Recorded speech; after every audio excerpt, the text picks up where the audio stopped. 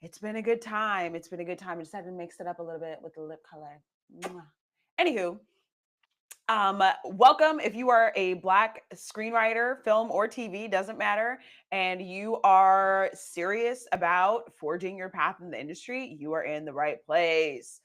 That is what Black Screenwriter Alliance is all about. And today we are talking about how to fix the pacing issues in your script. If you've ever heard it drags in the middle, that's like a common piece of feedback, and we're going to get into it. So make sure that you like, subscribe, and enjoy. And just let me quickly introduce myself. So, if you don't know me, my name is Kristen Iris Johnson. I am a showrunner, film producer, screenwriter, and the CEO of Black Screenwriter Alliance here, where we bring together emerging Black film and TV writers who are serious about growing a career in the industry to elevate their writing skills, confidently build industry relationships, and forge their own path in the industry, one that works for you, but with allies, because we're all about community and connection here and helping each other out. So, this live stream, we are talking about pacing issues. Now, the common feedback that people may be familiar with is it drags in the middle, the dreaded feedback. You may not just have pacing issues in the middle, but that is a common thing that people have come across.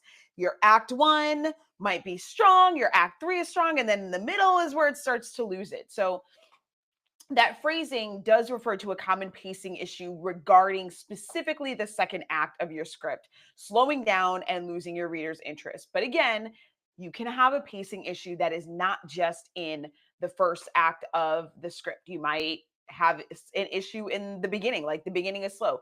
Actually, I will say this is also another common piece of feedback is that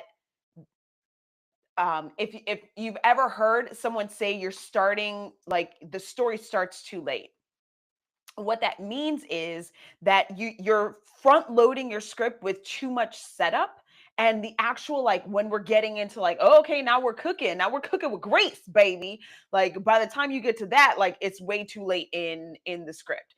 You've had too many pages of stuff that actually doesn't need to be there. So that is actually also another common phrasing or feedback that you might hear, and that means that you really need to get into the story faster. So your pacing issues can show up anywhere, but the it drags in the middle is like the common thing that people are familiar with. So what's really important here is, if you're, and I say readers because before your story ends up on screen, you have to convince people to actually get on screen. That means that they have to read it, they have to like it, they have to love it, they have to want to do it. So if the person reading your script puts it down, they may not pick it back up.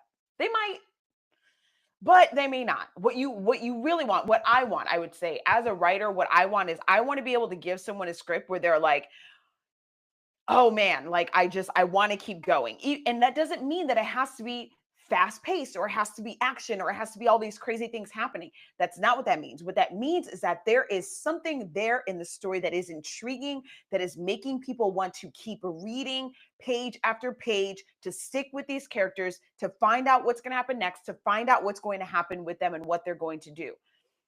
And that doesn't necessarily have to do with the genre. That has to do with the way, the story itself, the characters, and the way you are writing it. So if a person wants to put, if they want to put your script down, it's one thing if they're like, oh, I have to go into this meeting or I have to, go to sleep. But if the person wants to put your script down, they might pick it back up. But a lot of times they won't pick it back up, and you'll get a response of them passing on it. So if pacing is one of those things that you have gotten feedback on, of like it's dragging in the middle, or when you have reread it yourself, you might notice, okay, this feels a little slow here, and I'm not really sure what to do about it. Um, let's talk about how to fix that so that when people have your script, that they don't want to put it down until the last page. So, one is, in general, consider the pace of your story. Like, what is the general pace? And that can have to do with genre. That can have to do, like action is going to be faster paced. Comedy also, comedy that is not dramedy, like real, like real, like straight comedy also tends to have, like, it has a pace for the jokes. If you take a sitcom, for example, like it's like a minimum two jokes per minute, per page per minute. Actually, it's really per page, I think. I don't know, it's something like that. But there's a pace to the jokes. Like if you go too long without a joke, you're losing the comedic energy. If you go too long without even if it's not a joke, a humorous thing happening, you're losing the energy.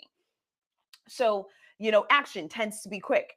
Thrillers and suspense, there may be quick moments, but like that tends to be a slower burn because it's a building of the tension, right? The pace may not be super fast, but the tension is building and building and building, or the pace might be fast. If you're doing something like a family drama, I mean, that could really go any number of directions. But a romance, like a romance might have a slower pace, right? It's going to have a slower pace than an action movie or like a Marvel movie. So you want to think about like what is the general pace of the story? Think of genre, think of tone, and the pace that you want to set up for the audience, which is typically happening in Act One. Now, one of the things, your pace is going to vary, right? Like you're going to have moments uh that are a little more elevated, you're going to have moments that are more subdued. Your pace might vary in a way, but like it how do I explain? This is sort of like a tricky one. Um your pace might vary, but I think there's kind of a rhythm to it. So in some ways you could almost, like, if you think about like a heart rate, on a monitor, it's going up and down, and it might go a little faster or it might go slower, it might get bigger. But if it starts to just go straight, like straight line, like it's just coasting in the middle, that's death, right? That's a flat line. That is, there's no life. And so what you don't want your pace to start to, and the rhythm to get flat.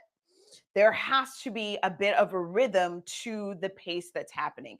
Now, if your story is dragging in a particular area, whether it's the beginning, the middle, the end, I think that what is a really helpful thing to do first is look at what can you cut. Because what dragging means is that there's too much of things that you don't need and not enough of the things that you do. So when you go through and you're like, okay, this scene, it's actually overly long. We don't need the rest of this exchange. We can cut it. We don't need this scene at all. We can cut it. I don't need this character. You might realize there's a whole character that you don't need, or you don't need that character, but you need a different kind of character. Hold on, we'll get there. But you want to look at, I think, where is the excess that you can cut out? Because what might happen, and I think this has happened for some people, is like they know that the story is dragging, but they're like, well, I don't know where to fix it because if I'm going to add something in it, people are like, oh, it needs more conflict, or it needs more blah blah blah. If I'm going to add something in, I got to take something out, and like there's no space, right? Like it's already at 90 pages. There's no space to add that in. There is space to add that in when you cut out the stuff that doesn't need to be there. And this is where you need to be really diligent about like what is not serving the story, what is slowing the story down, what is slowing the character down, what can be condensed, right? Sometimes it is a matter of combining something in one scene into another. Sometimes it means combining characters into each other and be like, we don't need to. We can actually combine this into one character. So when you actually get rid of the excess and cut that stuff out, you really open up space in your story for all of the things that really need to be there to amplify it, to elevate it, to move it forward, and to keep your reader, your audience, whether it is reader or viewer on screen, to keep your audience engaged and wanting to find out more. So first, cut out all the things that you can, and I mean, like, cut, okay? Like, get this is where you are gonna have to kill your darlings. That's the phrase. It's kill your darlings. This is where you have to kill your darlings. The stuff that you're like, oh my God, but I love this scene and it's so good, but it's not serving the story or it's slowing it down. Cut it. Okay, you have to be diligent about this. You have to be really intentional about it, even if it's something that you love, or even if you were so convinced when you wrote it that it needed to be there. And then you're looking back at it and you're like, nah, this actually can go. This can go, right? Cut that stuff out. Once you cut, now you have laid the space and the room for bringing in the things that are missing. And that is what you want to look at, is like, what is missing that is really needed to elevate, to enhance the story, to drive the characters and the story forward, to serve the character arcs and their journey. This does not mean shove a bunch of exciting shit in the middle of your script. All right. This is where you have to go through the fine tooth comb and really look at what needs to happen here.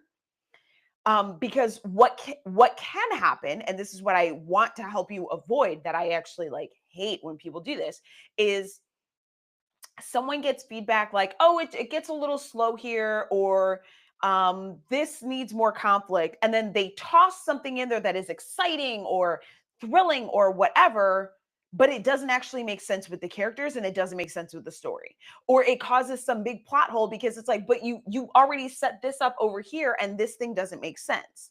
So you don't want to just shove things in because it's exciting and you're trying to fix the pace. You want to actually fix the story. You took out the stuff that was not working. Now you need to bring in the things that are, from a story and character standpoint, so that that can actually keep the story moving, keep the pace moving.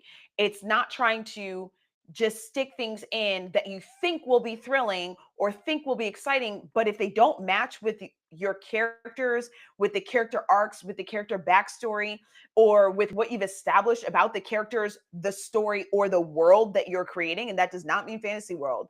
Any story involves world building.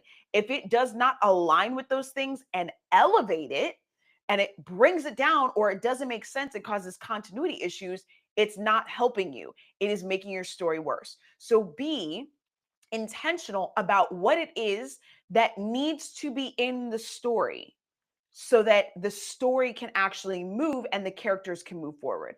All right, now speaking of character is the first and most important thing to address, right? So when you are looking at the pacing issue, you've trimmed stuff out of it. Now you're looking at, okay, what does the story really need? One of the things to ask yourself is like, are your characters all active?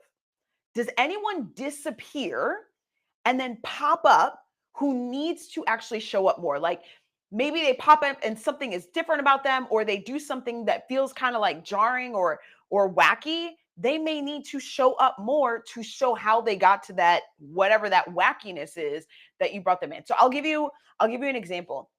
A friend of mine, this is a few years ago, she had sent me a treatment that I reviewed and gave her feedback on the story. It was treatment for a feature film.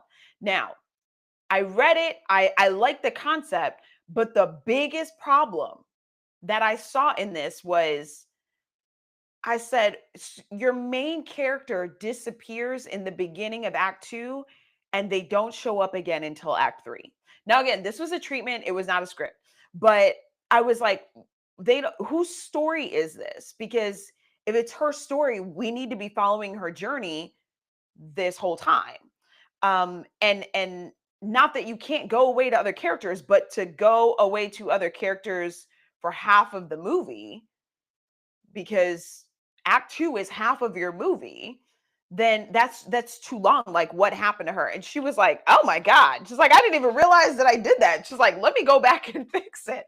So, you know, that's kind of an extreme example, but think about your characters. Are there characters that they disappear and then they pop up later when it's convenient for them to serve the story? What is their role through the rest of the story? So are all your characters active? Does anybody, and there might be minor characters where you see them earlier, it's a hint about something, you're like, okay, what's that person doing? They're doing something mysterious, and then yeah, they show up later. But that's not what I'm talking about. I'm talking about characters that actually need to be there throughout, that disappear, or they disappear for too long, right? So you can bring them back in, really get clear on what their journey is, their arc, and what needs to happen for them. And that's not just main characters, that might be supporting characters, okay?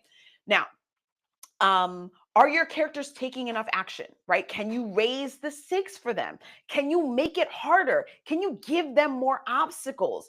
Make sure whichever way, when you're examining your characters, your main characters, your antagonists, your supporting characters, give them, make sure that their arc is arcing. Okay, make sure that their journey is journeying, that they are facing obstacles, they're facing stakes, the stakes are going up. What this does, aside from like the pacing, I talked about the rhythm, right? What this does is it also takes your audience through a rhythm, right? It takes them on an emotional journey. If your audience's emotions flatline, you're toast, right? They're not going to want to keep reading. If their emotions, the person reading your script or the person watching your show or your movie, if their emotions flatline, they're bored.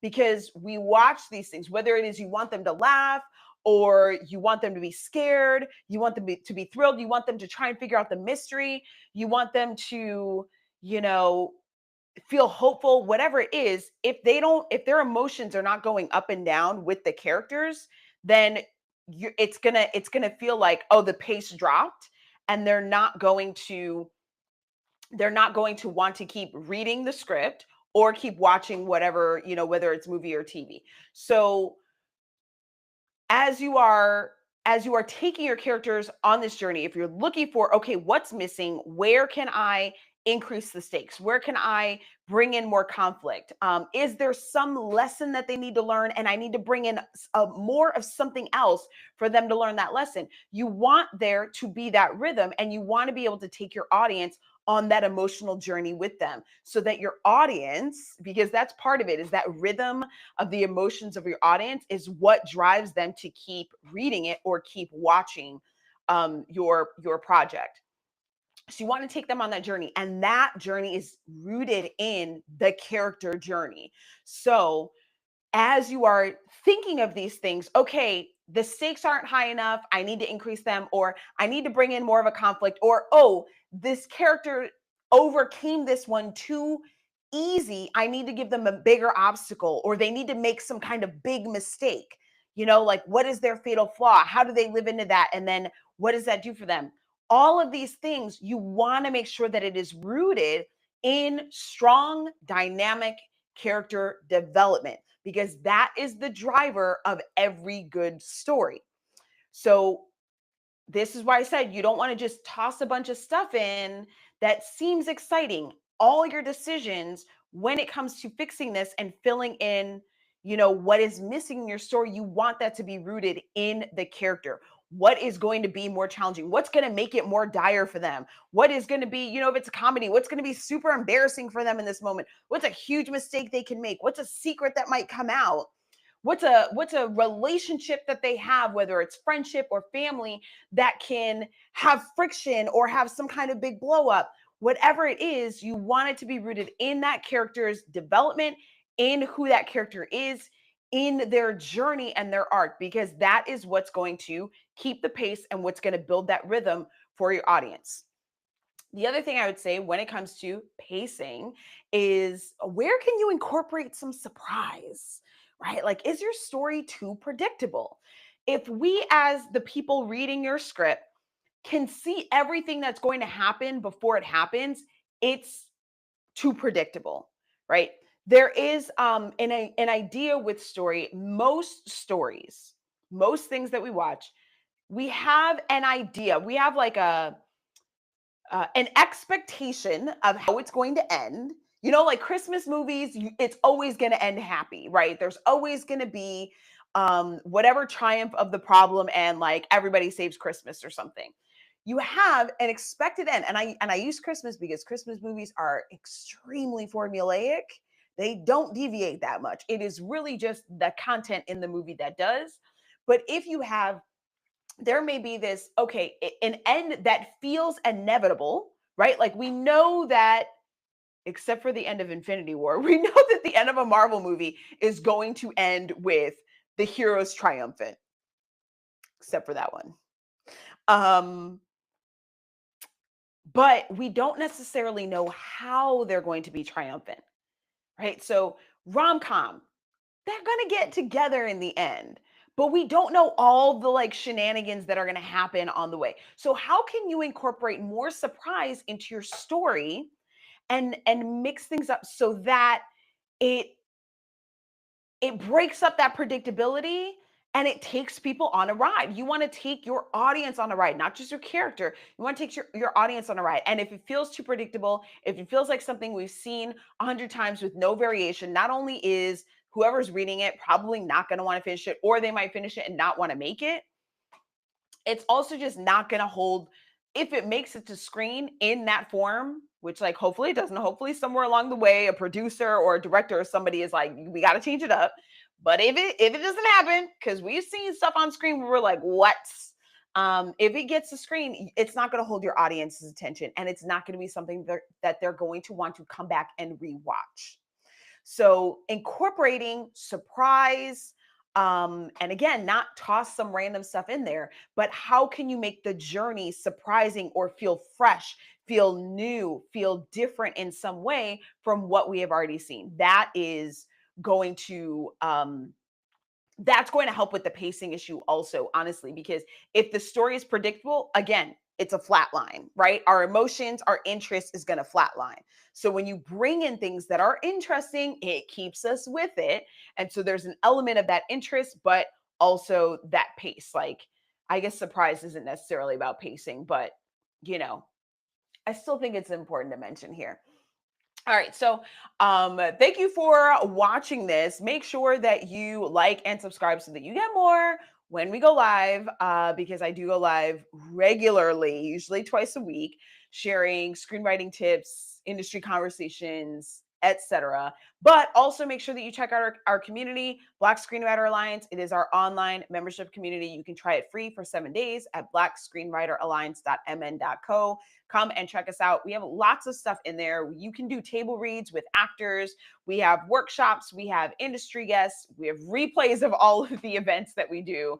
And then there's the actual community itself. Like, there is an active community in there of other Black writers, film and TV writers that you can connect with, that you can exchange ideas, share perspectives, talk about different experiences so that you can learn more about how to navigate the industry, and you can build those friendships and those allies that you will take with you into the industry and through the industry on your career journey. So make sure you come check us out. Again, you can try it free for 7 days, blackscreenwriteralliance.mn.co. And I will see you guys in the next live.